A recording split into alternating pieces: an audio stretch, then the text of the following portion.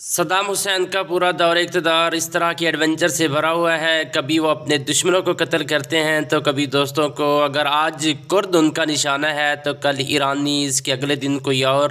Saddam Hussein نے تمام عمر ایسے ہی فیصلے کیے یا شاید انہیں دوست بنانا آتا ہی نہیں تھا۔ ان کے بقول پاکستان جیسے ملک کے ساتھ بھی انہوں نے منفی کردار کا ہی مظاہرہ کیا۔ صدام حسین 28 اپریل 1937 کو بغداد سے 140 کلومیٹر شمال مغرب میں واقع شہر تکریت کے نزدیک ایک گاؤں میں پیدا ہوئے۔ ان کے والد کا ان کی پیدائش سے پہلے ہی انتقال ہو گیا تھا۔ ان کی ماں دوسری شادی کے بعد 10 سال کی عمر میں صدام اپنے چچا کے پاس مستقل طور پر بغداد چلے گئے۔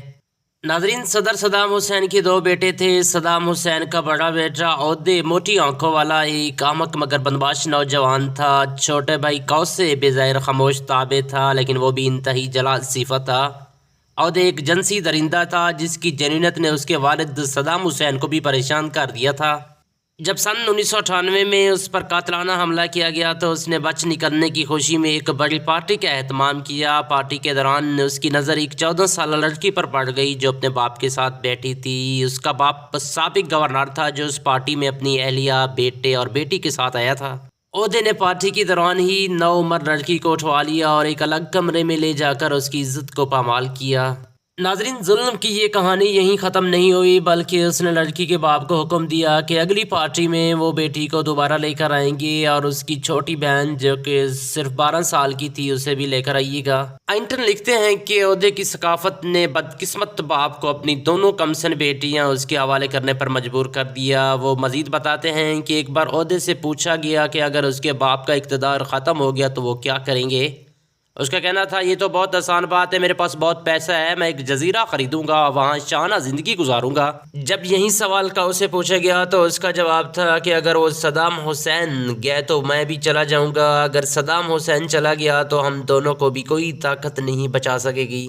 عہدے غلط ثابت ہوا اور قوسے کا اندازہ ٹھیک ثابت ہوا۔ امریکہ نے عراق پر حملہ کیا تو دونوں بھائی روپوش ہو گئے، لیکن ان کے کسی اپنے ہی قریبی ساتھی نے امریکی فوج کو بتا دیا کہ وہ دونوں موصل کے ایک بنگلے میں چھپے ہوئے تھے۔